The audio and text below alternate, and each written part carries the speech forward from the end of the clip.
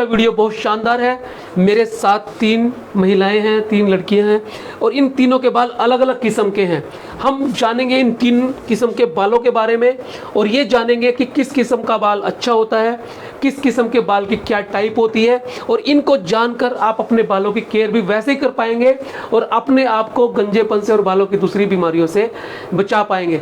तो इन 3 बालों की टाइप को जानने के लिए हमें पता होने चाहिए हेयर की पोरोसिटी क्या होती है। दोस्तों, पोरोसिटी वो टर्म होती है जिसमें बाल के अंदर पानी या कोई भी मॉइस्चर या कोई भी ऑयल पेनिट्रेट करता है, यानी बालों की वो क्षमता जिसकी वजह से कोई भी चीज़ बालों के अंदर जाती है, पेनिट्रेट करती है। इसे समझने से पहले, हेयर पोरोसिटी को जानने समझने से पहले एक एक्सपेरिमेंट हम करेंगे, वो बाद में। पहले इसको समझने से पहले आपको बाल के स्ट्रक्चर के बारे में समझना पड़ेगा। ये बाल का स्ट्रक्चर है। अगर हम एक बाल को पकड़ें और इसको काट दें और उसको इलेक्ट्रॉन माइक्रोस्कोप के अंदर देखें तो बाल के अंदर ये 3 अलग अलग लेयर होती हैं। सबसे ऊपर की जो लेयर होती है इसे हम बोलते हैं क्यूटिकल, जो बालों को बाह्य वातावरण से प्रोटेक्ट करने का काम करती है।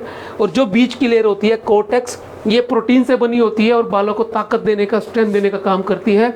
और सबसे अंदर की और सबसे पतली लेयर होती है, बड़ी नाजुक और सॉफ्ट लेयर होती है, इसे बोलते हैं मेडुला। ये बालों को पोषण देने का काम करती है। दोस्तों, इन 3 लेयर को जानने के बाद आइए जानते हैं हेयर पोरोसिटी के बारे में। 3 किस्म की जो होती है, एक होती है लो हेयर पोरोसिटी, दूसरी होती है मीडियम हेयर पोरोसिटी और तीसरी होती है डेंस हेयर पोरोसिटी या हाई हेयर पोरोसिटी। मेरे पास ये 3 जार हैं जिसमें हमने पानी भरा हुआ है। इनके अंदर आप देखिए, जो पहला जो बाउल है इसके अंदर जो हमने पानी डाला और पानी के ऊपर जो बाल रखा है वो पानी के अंदर तैर रहा है। पानी के अंदर बाल के तैरने का अर्थ ये है कि ये लो पोरोसिटी वाला बाल है। ये देखिए आप, 2 बाल इसके अंदर हैं। ये बाल हमारे साथ जो ये फीमेल है, इनका ये बाल है, इनके बाल लो पोरोसिटी के हैं। इसके बाद मैं आपको बताऊंगा कि ये कैसे होते हैं। पहले हम देखते हैं, ये मीडियम पोरोसिटी के बाल हैं। ये बीच वाला बाल आप देखिए, ये आधा बाल डूबा हुआ है और आधा तैर रहा है। और ये जो फीमेल है, इनका जो बाल है वो हाई पोरोसिटी का है। ये आप बाल देखिए इस बाउल में, ये नीचे डूब गया है। तो दोस्तों, ये कैसे हुआ? बाल एक तैर रहा है, एक डूबा हुआ है, एक बीच में है। दोस्तों, जो ये बाल की जो बाहर की जो लेयर होती है क्यूटिकल, ये इसकी वजह से होता है। जब बालों की क्यूटिकल बहुत ज़्यादा टाइटली क्लोज्ड होती है तो इसकी लो पोरोसिटी होती है, जैसे इनके बालों की है। इस तरह के बाल स्मूथ होते हैं और क्यूटिकल टाइटली क्लोज्ड बंधी होती है, जिसकी वजह से पानी या तेल या कंडीशनर या जो भी बालों में इस्तेमाल करने वाली चीज़ें हैं वो बालों को अच्छी तरह से पेनिट्रेट नहीं कर पाती, इसीलिए इस तरह के बाल स्मूथ दिखते हैं।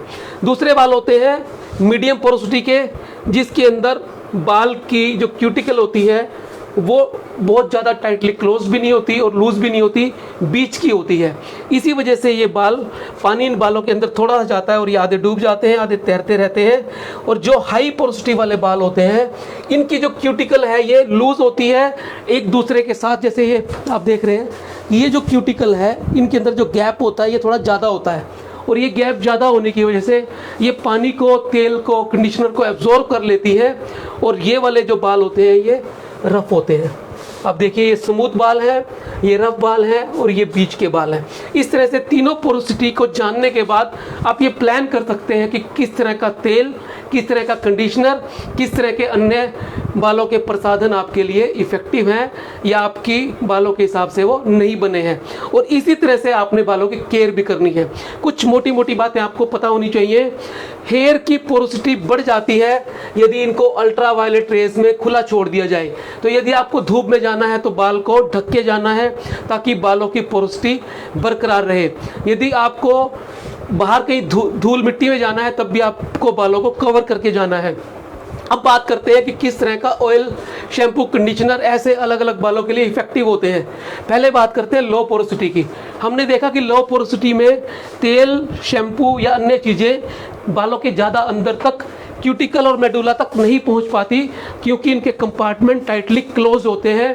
तो ऐसे में इन लोगों के लिए हनी यानी शहद और ग्लिसरीन, इस तरह की चीज़ें बालों में कंडीशनिंग करने के लिए फ़ायदेमंद होती हैं। ऐसे लोगों को तेल कम लगाना चाहिए, लो पोरोसिटी वाले को। और जिनके बाल हाई पोरोसिटी के होते हैं उनको बालों को प्रॉपर कंडीशन करने के लिए ऑयल का इस्तेमाल करना आवश्यक होता है, या बहुत ज़्यादा फ़ायदेमंद होता है। तो ऐसे लोगों को रेगुलरली ऑयल लगाना चाहिए। और जो मीडियम पोरोसिटी के बाल होते हैं वो कंडीशनर, ऑयल और शैम्पू कोई सा भी यूज़ कर सकते हैं। इनके लिए एक अलग से ये एज मिला हुआ है। दोस्तों, यदि हम अपने बालों को अच्छा रखना चाहते हैं और हर किस्म के बाल अलग अलग होते हुए भी उनको हम ठीक रखना चाहते हैं, तो हमें कुछ खान पान का भी ध्यान रखना है। अपने बालों को सही ढंग से कंडीशन करने के लिए इंटरनली, क्योंकि ये तो है एक्सटर्नल चीज़ें जो तेल, शैम्पू, कंडीशनर है, और जो हम शरीर से जो हम भोजन करते हैं उसका भी बड़ा प्रभाव आता है। आपको पानी 7 से 8 गिलास दिन में ज़रूर पीना है।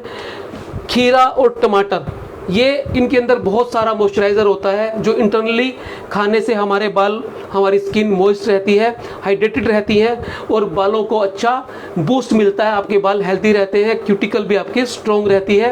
प्रोटीन का खाना बहुत ज़्यादा ज़रूरी है। और सबसे बड़ी बात, आपको नींद लेना भी अच्छी बहुत ज़रूरी है। दोस्तों, किस तरह का शैम्पू, किस तरह का कंडीशनर, किस तरह की अन्य चीज़ें यूज़ होनी चाहिए, उसके लिए हम अगले वीडियो के अंदर ही पूरी डिटेल में चर्चा करेंगे। मैं डॉक्टर मुकेश अग्रवाल आपको बताना चाहता हूं कि VSC hair clinic YouTube channel पे 700 प्लस वीडियोस हेयर के हैं साइंटिफिक। अगर आप और बातों के बारे में जानना चाहते हैं